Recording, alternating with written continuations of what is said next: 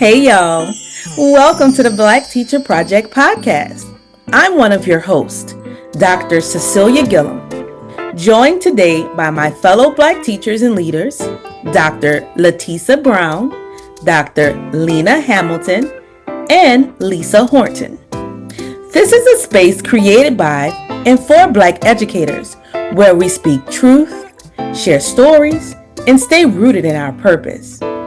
Every episode, we gather in conversation to reflect, resist, and reimagine what it means to teach, lead, and thrive in schools and systems that were never built for us.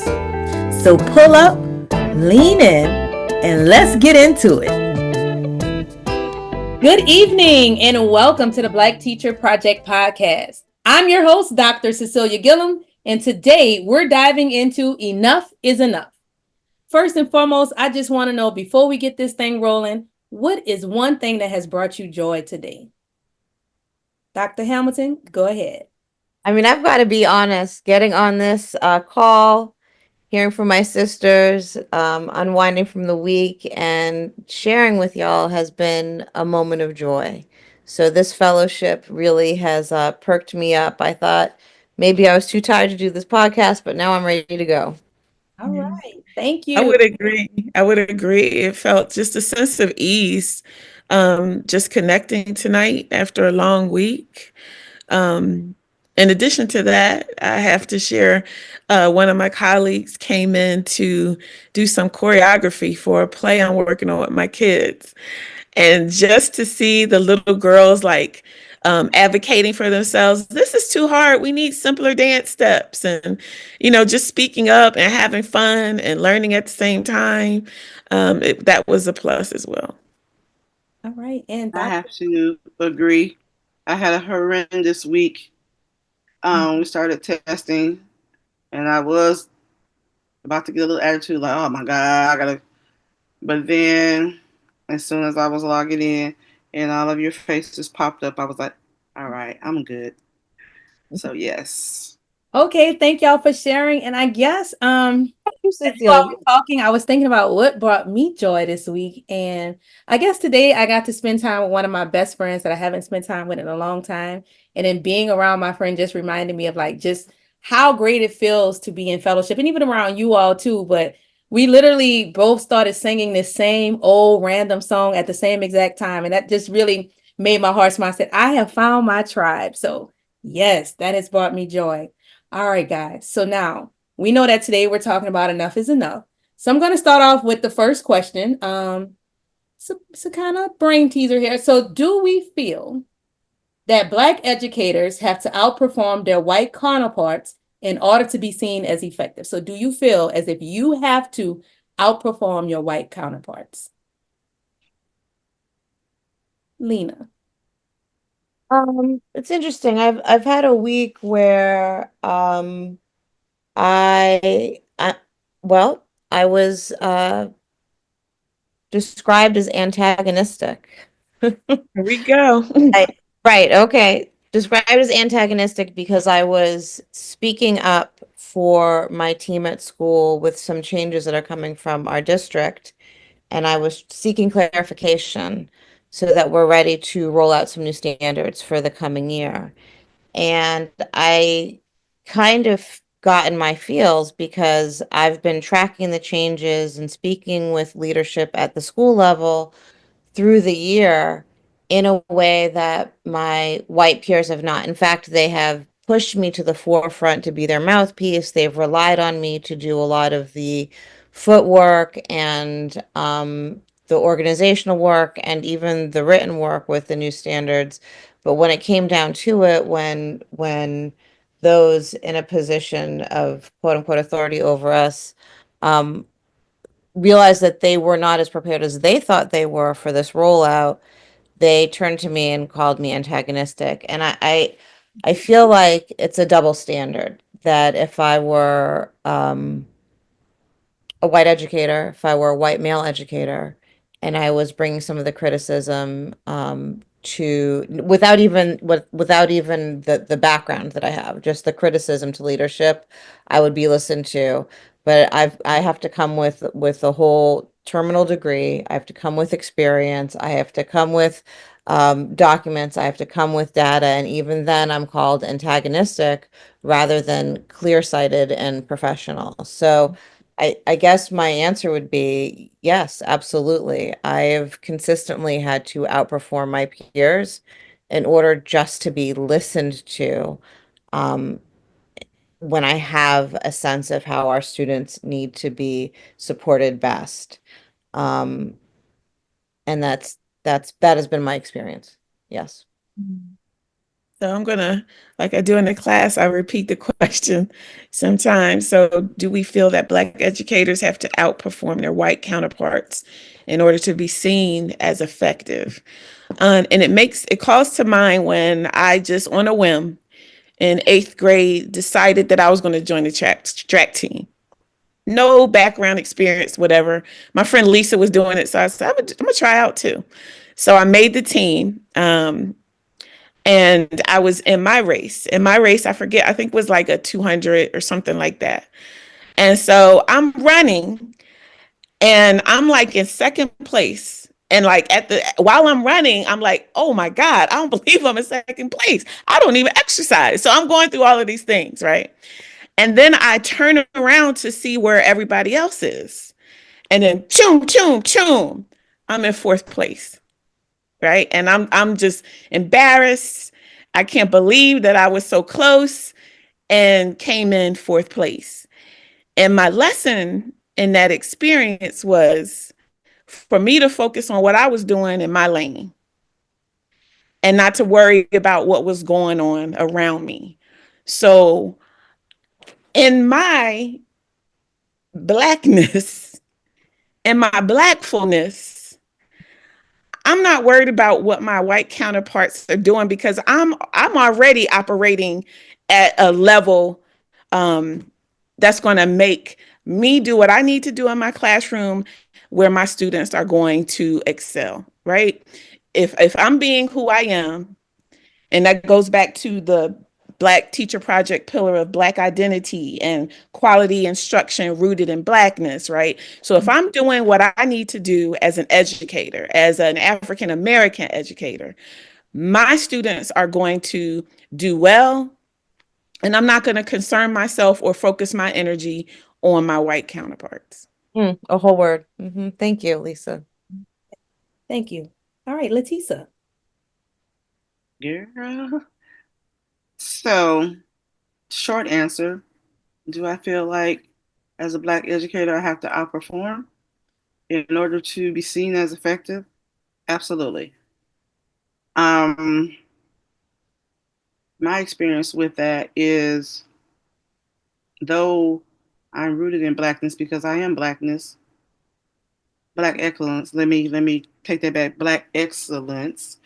Um, this whole evaluation observation system. Um, if you're putting anything on there less than distinguished, I have a problem because you expect me to be, and let me just be frank, the magical Negro. Um, every kid that's a behavior problem, you want to send them to my room. Every kid that's not making the mark on their benchmarks or academic progression, you want to send them to my room or see if I can do some extra duty tutoring or whatnot. Um, but then you have the audacity to put anything less than distinguished. After so many years in the classroom, I feel a way about being observed anyway. So let me just put that out there. Um, but then you gave Miss non-black accomplished or and some distinguished off the gate, and she has no freaking classroom management. Help me understand that. So it's almost built to push you down or to make you shrink. You need me to be in the background handling all of the business and making sure these kids feel safe. these kids feel seen.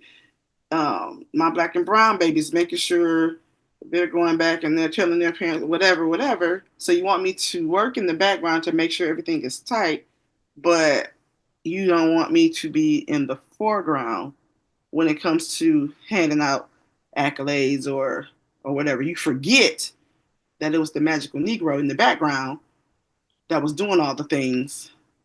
So we have to be, we have to outperform. And I'm going to stop it there.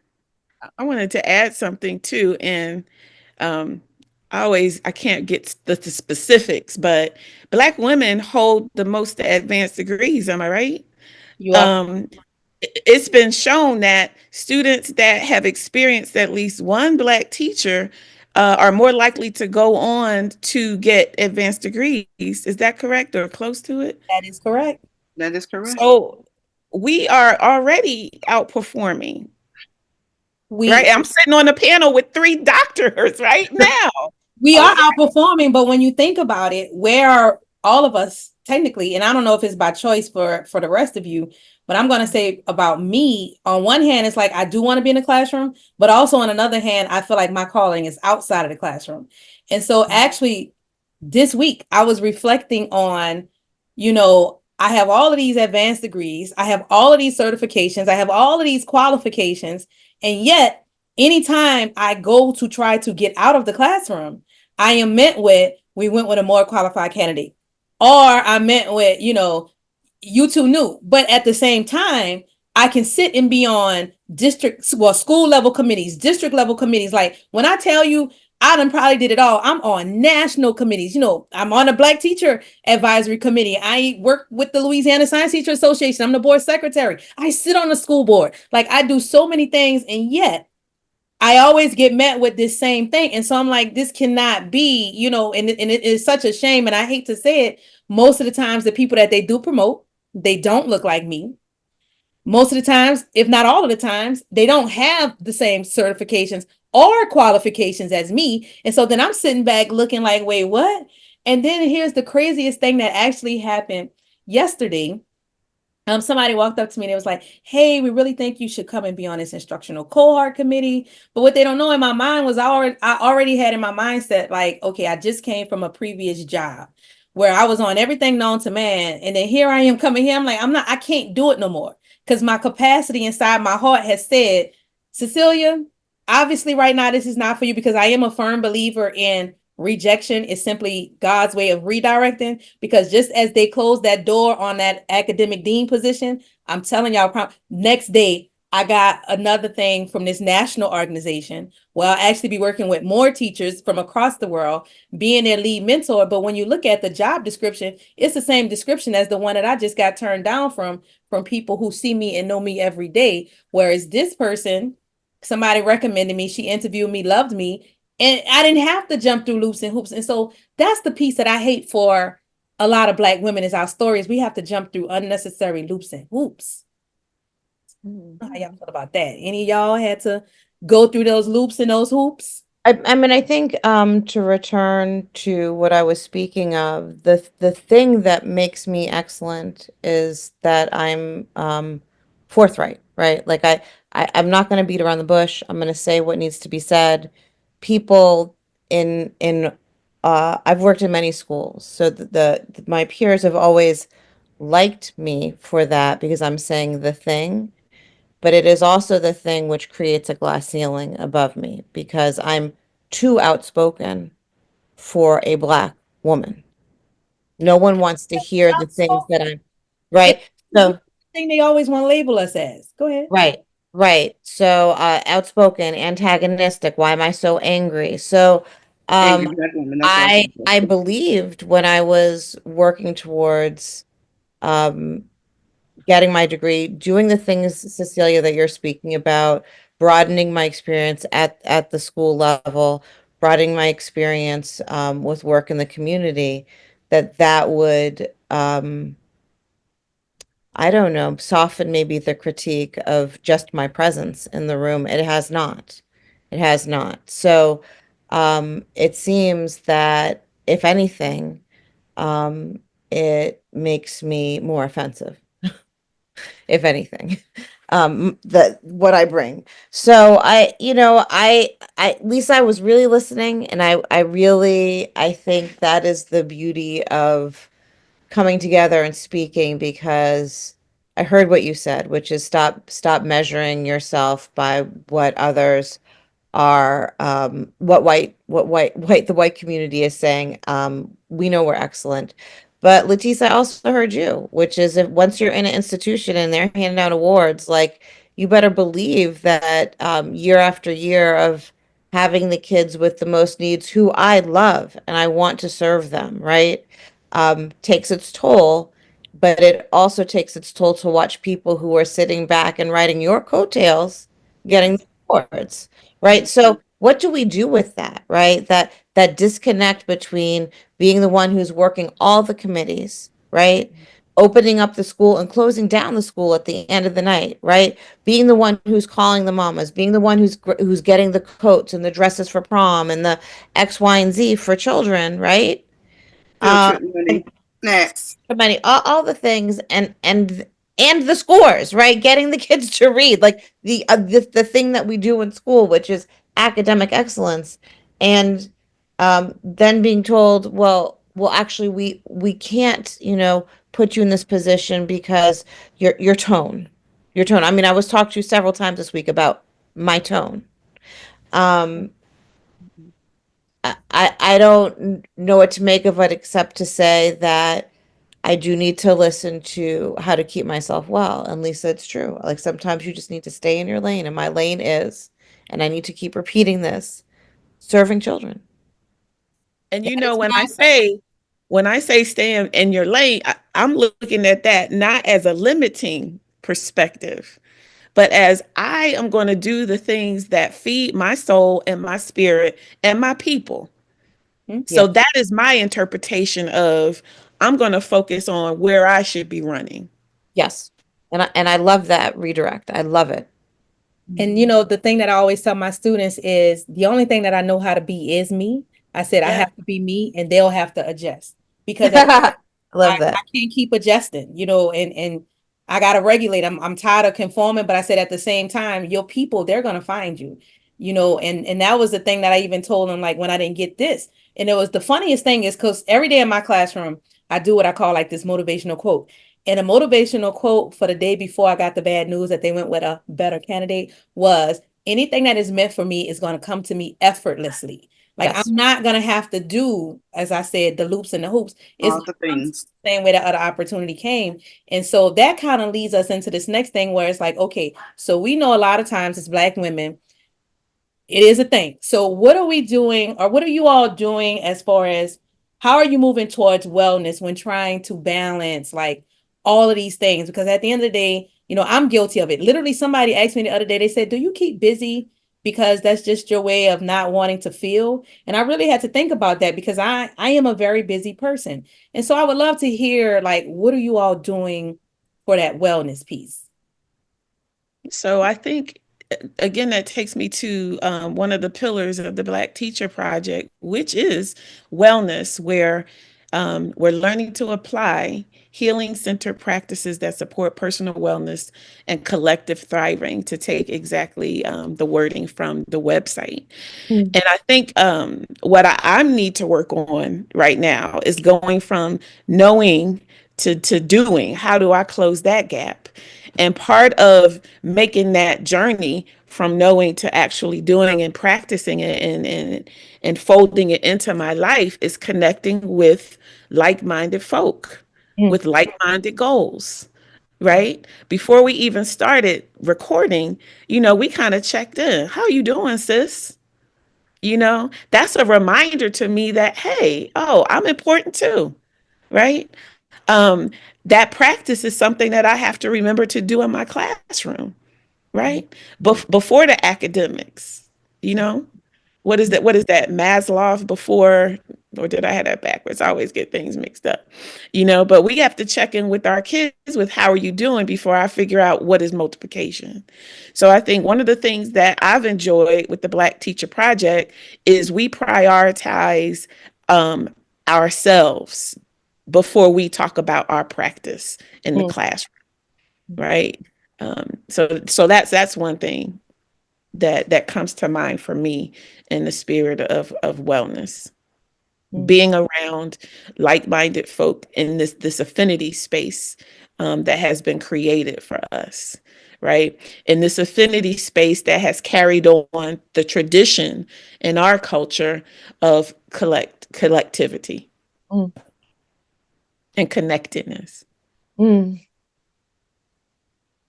All right. So, LaTesa, what are you doing for your wellness?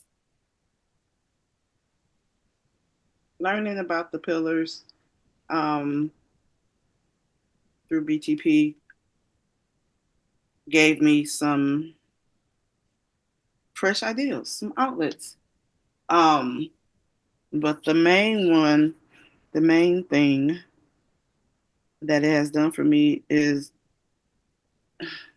let me know that it's okay to admit enough is enough and I'm not okay. It's Mm. okay to admit um, I'm not perfect. So I Mm. can take the mask off and stop trying to be all things to all the students, all the beginning teachers in the building, all the admin, everybody, like you said, dancing, jump through the hoops and dance and then I'm tired, boss. Um, and plus I need to send this cape out to get it clean. I'm saying maybe put a couple creases in it, but I'm just saying I can't do that if I have to have it on all the time.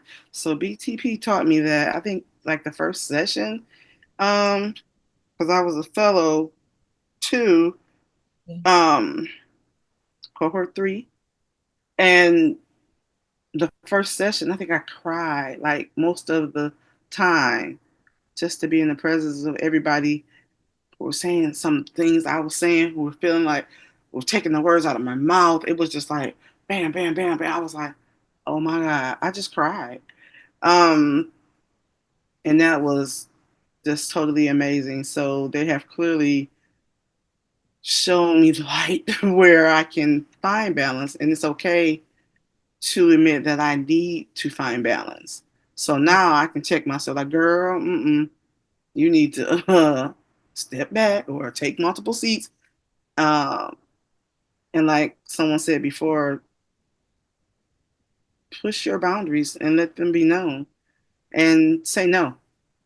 Say no. Does that make me less of a teacher? If I say no, no, it does not, because you're not asking Sally half the things you're asking me to do. So that balance, I haven't found total balance yet, and that's okay too. But I'm aware that I need it, and I'm striving to find that balance. And I let go of that perfectionism piece because my imperfections are perfections, and that's Black excellence. Boo boo. Mhm. And something else, and I'm getting ready to get in my feelings. It's Come just on. something about the project that draws a certain kind of folk, and it's something about the folks that are drawn to the project. It's just like a magical mix that comes together and brings the right people, because everybody that looks like you isn't for you, right? But in this space, it seems to just be the perfect meeting of kindred spirit. Mhm. Yeah, Exactly. That reminds me. I'm sorry. I'm sorry. I just was reminded. I'm sorry, Dr. Hamilton. I'm sorry. oh, So my daughter, I was talking to her about some things in her work environment, talking about some things in my work environment, and she said something that was so amazing. She said, "Just because they got black skin, don't mean they got black minds." I said, "Oh, what, girl?" I'm still in that. So that's all I wanted to say, to add to what I just said and what Lisa just said. And that can be a hard thing too, at work, especially when you're starved, to be with those who you feel like you should be naturally aligned to, and you're Mhm. getting a reaction that's not serving the children, not serving the community. Mhm. I was just thinking that the pillar of wellness, when I first came into BTP as a fellow, um, I was taught, and the reason why I was able to survive and what has helped me to maintain, or I thought what was helping to me to maintain, was to just do. Just go, go, go. You feel sick, push through it, right? You know, things are tough, push through it, right? Because life is hard, right? Like that. I was raised by that. Life is hard, so what? It's hard for everybody to keep it moving. And so it took me several years in the project to learn that I have to pay attention to the fact that I a body, Mm-hmm. have a body, and my body needs to be taken care of also. And there's breath work that goes into that, right? And there's slowing that goes into that, that I'm not useful as an educator if I'm so broken down that what children see walking through the door is a broken down educator. Nobody want, it doesn't make it seem magical or beautiful what's happening in the classroom if you're dragging yourself in like the job is killing you. I believe it was Bettina Love in her first book who spoke about that and said, like go home and rest if you're not well, because these children deserve teachers who look like teaching is a joyful thing full of energy, right? So it's took me a couple years, maybe almost 3 years. I'm 4 years in now to BTP, so it took me longer than it feels comfortable to admit to realize, no, I really need to pay attention to this programming with wellness. I need to slow down. I need to pay attention, and it's the practicing what we preach, because of course I was doing breath work with my students, but I wasn't slowing myself enough. It's like I don't have time for this, but for the children, but I don't have time for this. I'm starting to implement those things, and I think, Lisa, it is starting with when I come together with fellow Black teachers saying, how are you? Can we breathe together a moment? What beautiful thing did you notice today? Can we share those things first? And it seems like maybe that's minuscule, but those changes have um, done a lot for me personally, so that I am able to see the beauty in the day to day. Wow. Yeah, that's truly amazing. And again, sitting here just trying to think about like me and my wellness journey. One thing that I can say is like through the process, I was in cohort 4, and just understanding like when is it time to like let go and just let God. And I think that's one of the things that I took away when I was going through my process, because again, I had to walk away from a job that I was working on for 18 years. And when I tell that was not easy. That was a very hard decision because it was all I knew. But like you just said with the body, my body was no longer one with that. Like I was getting sick like repeatedly. It just was not a great thing, and I was no longer able to be who I needed to be for my students. And so just Mm-hmm. kind of understanding that, and then having this network, like Lisa brought up, like the network of like-minded folks that you can come and you can talk to and you can get that from, because I don't know that I would have made it through that situation that I was going through, like if I didn't have like you all to talk to, and having that, because where I was working at, I was one of three things. Either I was the only woman, the only Black, or worse, the only Black woman in the room. And I tell people, there's no feeling none under, because sometimes people are, oh, it's all in your head. I said, no, no, no. Be one of those three, and I guarantee you're going to feel it. And when you that number 3 one, the only Black woman, and like you said earlier, anytime we speak, anytime we look, anytime we do anything. And so BTP helped me with like navigating through the triggers, and then understanding like that whole mindset. And it really is a game changer. Like you all say, like I have my kids and I put my real kids, my students, like everybody always came before me. And now I'm finally at the point of whatever I do, it must bring me joy. If there is no joy in what I'm doing, then I should not be doing it, and I walk away. That's where I'm at now. Because a lot of times people say, "How you do all those things?" I'm saying because every single thing that I do is something that brings me joy. And the minute I feel like it's extra work on me, that's why I'm like, they sponsor a club. Wait, who? What? I ain't sponsoring that. If it ain't about to bring me joy, like science fairs, I love that. So I'm like, I can do that. But anything else, please don't bring that my way. So yes, thank you all so much for sharing. So again, that's going to lead us into, so how can we hold up excellence in teaching and learning while also modeling our humanness? And you kind of started talking about that a little bit, Lena, um, about modeling our humanness, to our students, because we always tell them, yes, okay, you all, so how are you feeling today? But we don't ever like really sometimes break that down for them. So how are you modeling that in your class for your students? I So, think one of the pedagogies that I like to use, and I think it's very effective, is to explain the why, right? So when I say to students like, this is the time frame on how we're working on this, and I need you to get it in at this time. Here's the why. I've started to say things like, hey, y'all, I have 180 of you. And on the weekend, I'm going to need to take care of myself. And so I need to be able to schedule when I grade these things. So it's not arbitrary when I'm setting a due date. I'm setting a due date so that I can rest and restore and be back on Monday to do things in a way where we can really dig in to some learning and knowledge building together. But if you're off with when you get things in, then I'm off when I have to get things back to you. And so rather than saying, well, that's a due date because I said so, I explain how we're involved in this process together, that it's reciprocal, but that I'm a full person who is building and working with knowledge with them.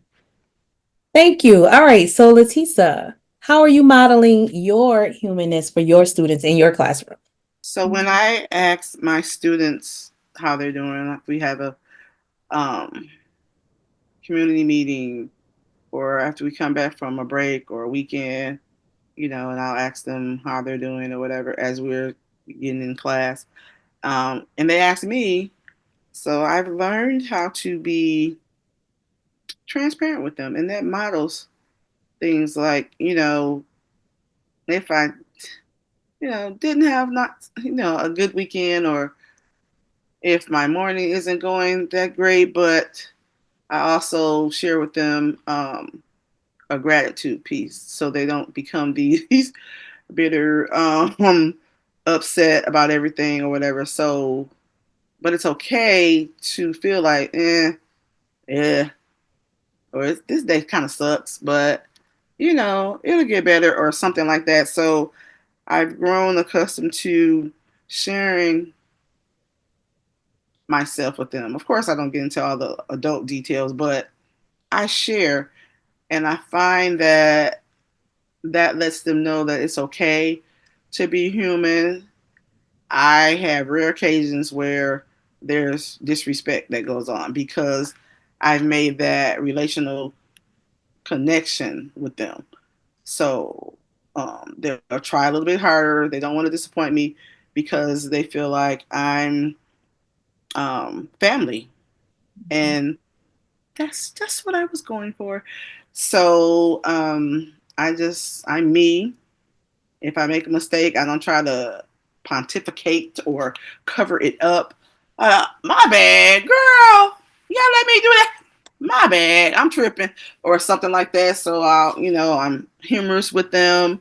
Um, so they know I'm human, but I will get in that. You know what I'm saying? So it's like a give and take relationship.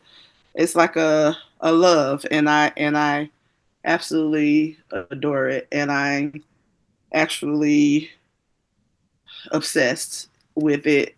And I love that I'm able to be that way in my blackness. I think for me, how I model humanness is that um, I have dropped the duality of this is Lisa or this is Miss Harton at school, and this is Lisa Harton outside of school, it was tiring. So I've kind of merged the two over the past, I guess I would say 10 years. So when you see me in the class, it's very close to when you see me outside of class. I model my triumphs. I share my triumphs with them. Oh my gosh, guys, guess what? Remember I told you about that proposal I was writing to do at this conference? I got accepted. And they're Yeah. all cheering. I'm cheering and going crazy. But I also model my fears and frustrations. Right before I leave for a conference, I was like, guys, I'm so nervous. My stomach hurts. Why does your stomach hurt, Miss Harton? Do you ever feel afraid to do something, afraid you're going to say something wrong? Yeah, I feel like that right now. So I share all of these experiences with them. And today, Lord, I modeled frustration. Right. Mm. We had a teacher out and I had 6 extra kids in my classroom. I already have the highest number class. Right.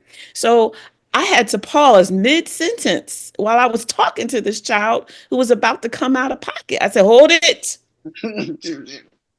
I need to breathe. And I stopped and I breathed and I said, see, children, you can use your strategies before you say something that's going to get you in trouble. Mm. Right. I vocalize what I'm going through here so they understand, oh, I can do that too when I'm frustrated. I even told them, y'all about to get South Philly, Miss Harton, out of her pocket. And she doesn't need to come out. She doesn't need to be in this classroom. So humor is another way that I show that I'm human in this classroom. They get my jokes. They can read when I'm having a good day, when I'm having a not so good day. I model strategies that I use in my classroom. I tell stories from when I was in first grade. They love to hear the stories between that I share from my sister because we're just 2 years apart. Right. And they can relate to that. I play music throughout the day, music that they have heard of, music that they haven't heard of before. Right. So I've dropped the duality of this is how I should be in the classroom and this is how I am outside the classroom. So I think in that way, I model my humanity. That's beautiful.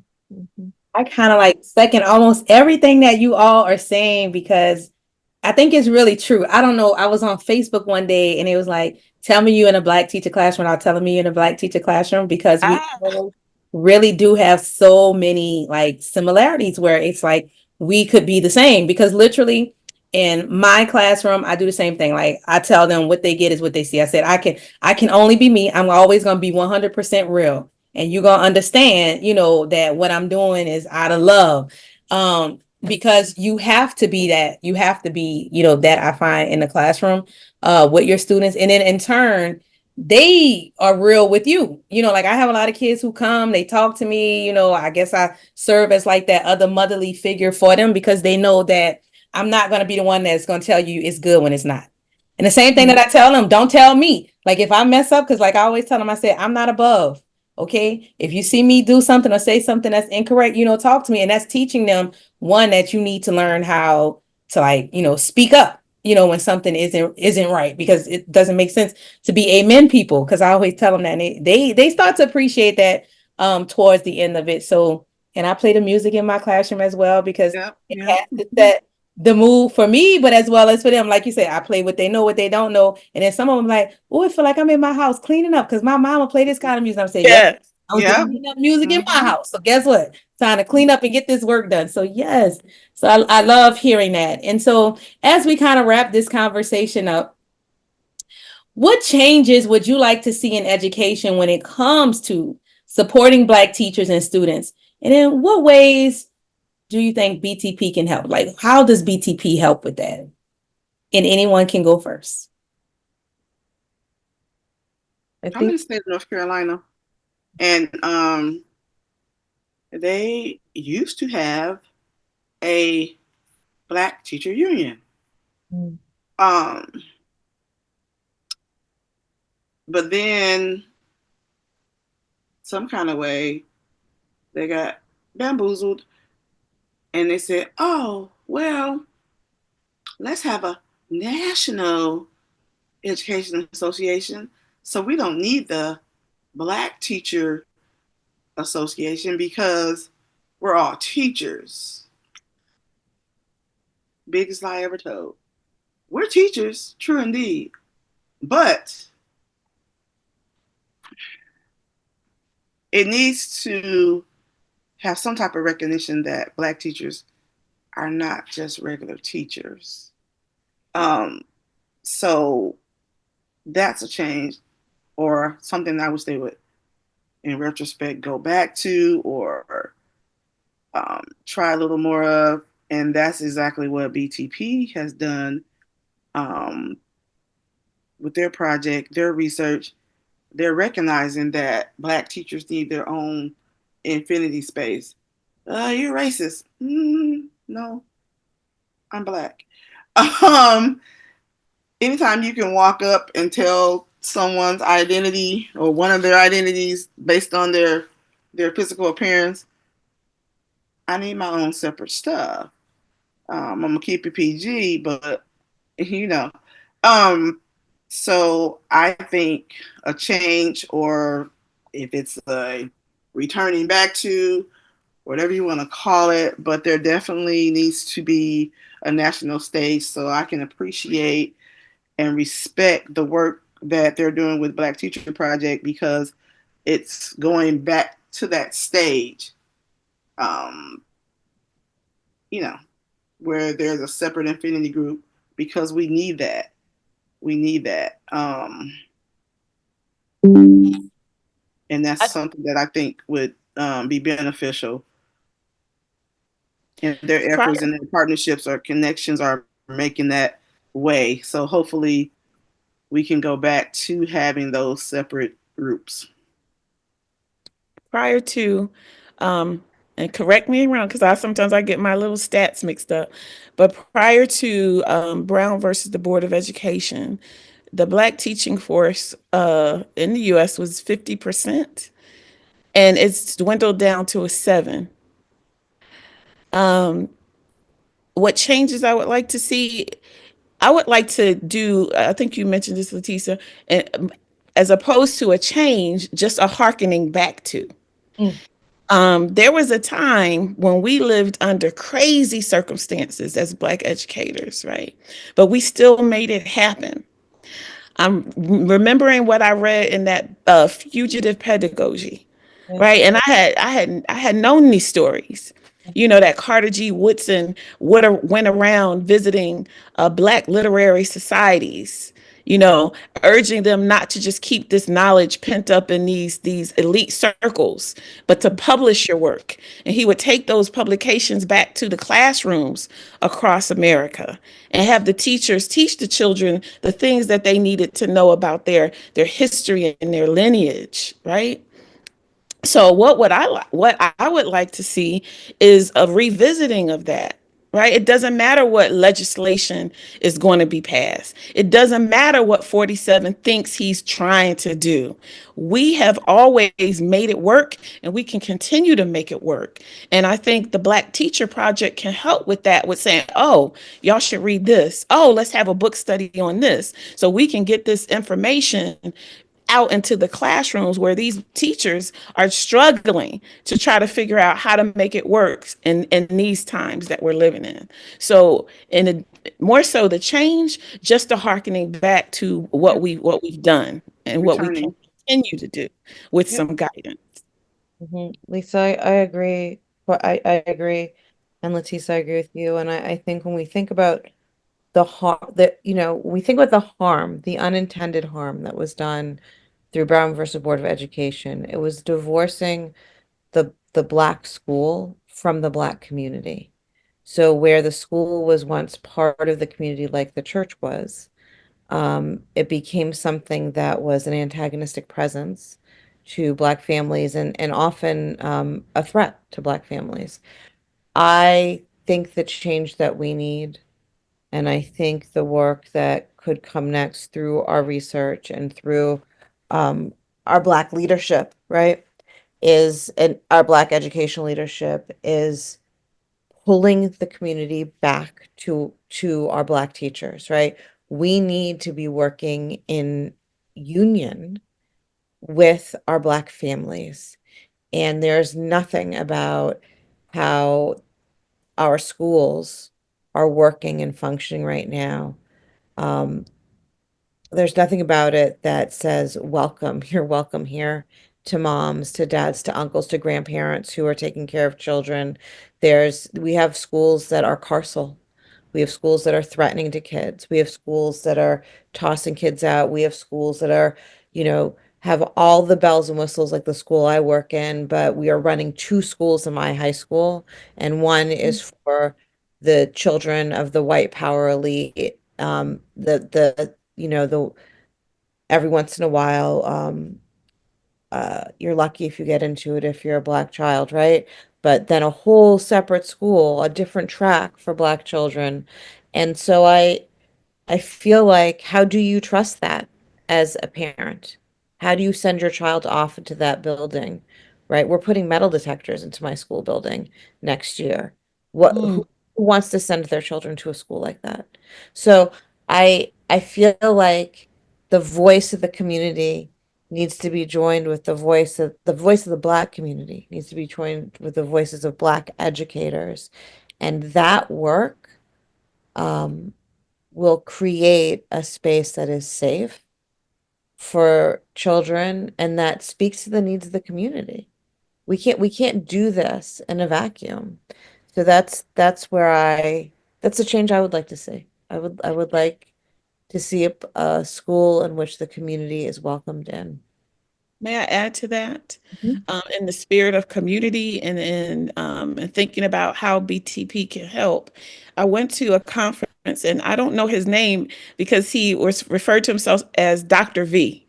Um, and he encouraged the educators in the room to think about the power of mentorship. He said it comes in threes. He said that we need to be mentors. We need to be mentors to perhaps a student, perhaps another teacher. He said that we need to seek out a mentor for ourselves, right? And then he said we need to have a peer mentor to serve as an accountability partner. So I thought that idea was powerful. He said that you need to have like a threesome of mentors for you to be a mentor to someone else, for you to seek out a mentor, and then for you to have a peer mentor that can serve as an accountability partner. That's beautiful. Just wanted to add that. All right, yeah, that's some very good advice. And so I guess I'll kind of close us out with what changes I would like to see in education. So if I could freedom dream, it would be like just places where we actually always feel like we belong. Because a lot of times, for the longest of times, not currently, but I always felt like I had to alter who I was or, code switch and just I couldn't be the authentic Cecelia. Like you said, I had to walk in there and that really was tiring. But I'm just tired of the same narrative that I hear from teachers, no matter what school it is like we always got to have a fight where we have to try to like establish who we are, like where I'm at. I although I've been teaching for 19 years, sometimes they act like I've only been teaching for one. And I have to let them know I'm new to this building, but I'm not new to this. And so if just, coming in, if we could just automatically get the respect that is due to us, because I remember I used to have this teacher in college. She used to say, even a dog is due respect. And at that time, I didn't really understand what it meant, but it really is true because sometimes I go into spaces where it's like, well, golly, can you at least speak to me? Like sometimes Oh, yeah. I work in places where they don't even speak to you. And it's like, come on, that to me, because I never, even though I have the things that I have, no one has ever came across me like, thought I was snobbish or anything. Because, like I'm really down to earth and I make sure that I stay that way because I don't ever want to be that person. And so anyway, so if I could change things in education, it would kind of get rid of, I guess you could say as classism. I mean, I don't even know what that is, but if we could just get rid of that and just create a sense of belonging for all, no matter who, what you are, I think that we can get further because even the kids, they feed off of that. They see it, they feel it. You know what I'm saying? And sometimes, they might even speak on it and be like, well, gosh, and so if we could just get rid of those things, I think that it would be just a much better place. And so I would like to thank you all for coming in this evening and having this great conversation. And before we close it out, it's just if you could walk away with like one thought, one sentence, one line, one word, what would you want the listeners to know? I'm going to give credit where credit is due to a Sally who shared this quote, and it's your wholeness is crucial to the wholeness of the world. So let's take care of ourselves. Right. Lisa, I think you said it. I think that's the word that we close on. There you go. All right. Enough is enough. Enough is enough. Thank you for joining us on the Black Teacher Project podcast. We hope today's conversation fed your spirit, affirmed your journey, and reminded you that you are not alone. Stay in the loop with the Black Teacher Project for resources, gatherings, and ways to build alongside others who are committed to creating communities of liberated learning for all students. You can find us at www.blackteacherproject.org and follow us on Instagram, YouTube, LinkedIn, Facebook, and Threads at Black Teacher Project. Until next time, take care of yourself and your people.